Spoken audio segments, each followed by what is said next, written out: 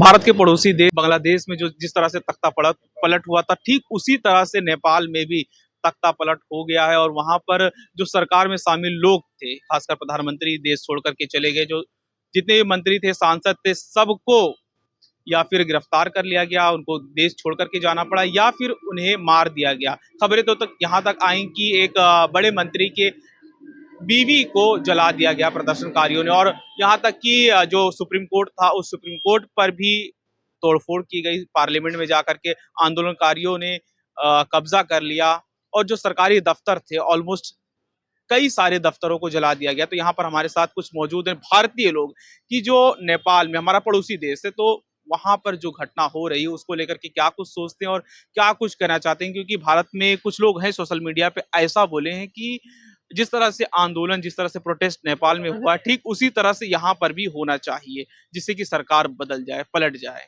तो आपका नाम क्या? मेरा नाम मस्तानी नामदार है जी सर, जिस तरह से नेपाल में प्रोटेस्ट हुआ है उसको लेकर के एक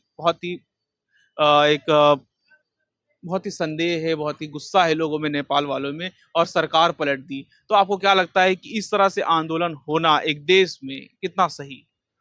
नहीं, मैं तो जो आंदोलन हुआ एक शांतिपूर्वक होना चाहिए। और दूसरी बात कि जैसे वो कोई मिनिस्टर की वाइफ को जला दिया गया, ये तो कभी किसी को भी नहीं करना चाहिए, कोई भी देश हो, क्योंकि किसी की जान के साथ खिलवाड़ नहीं होनी चाहिए। हाँ, युवाओं के हाथ में है कि हम तख्ता पलट सकते हैं, वो एक चीज है, वो प्रोटेस्ट एकदम शांतिपूर्वक करना चाहिए था। लेकिन जैसा सुप्रीम कोर्ट को और पार्लियामेंट को ये जलाया गया, ये वो मतलब वो सब रॉन्ग मैसेज है। ऐसा नहीं होना चाहिए, किसी की जान माल वो सब नुकसान नहीं करना चाहिए, कोई भी हो। अच्छा, कुछ लोग ये भी कह रहे हैं कि भारत में उस तरह से प्रोटेस्ट हो कि सरकार ही पलट जाए। आपको क्या लगता है कि इस तरह से आंदोलन भारत में भी होना चाहिए? बिल्कुल नहीं होना चाहिए।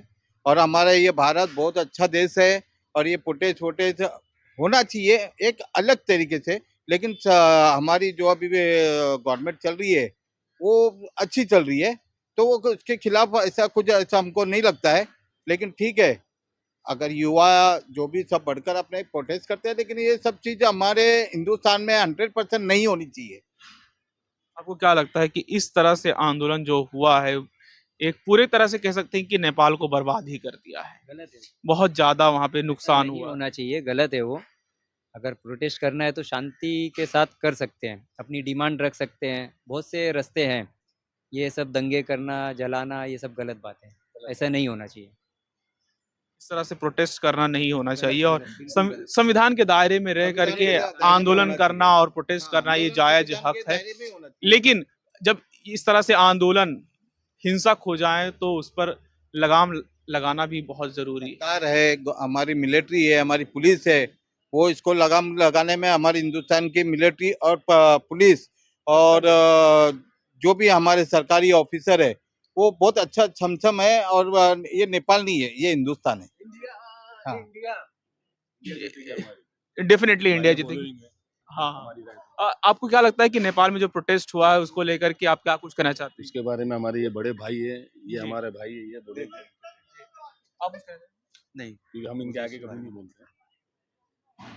तो ये थे कुछ भारतीय जो नेपाल में जिस तरह से आंदोलन हुआ उसको लेकर के अपनी राय दे रहे थे, और साथ ही ये भी कह रहे थे कि इस तरह के आंदोलन कतई जायज नहीं है। एक संविधान के दायरे में रह करके प्रोटेस्ट करना चाहिए, जो भी अपने हक हैं, जो हुकूक हैं, उनको संविधान के दायरे में रह करके मांग करनी चाहिए। तो ऐसे हमारे चैनल को देखते रहे, चैनल को सब्सक्राइब करें और वीडियो को भी शेयर करें। धन्यवाद।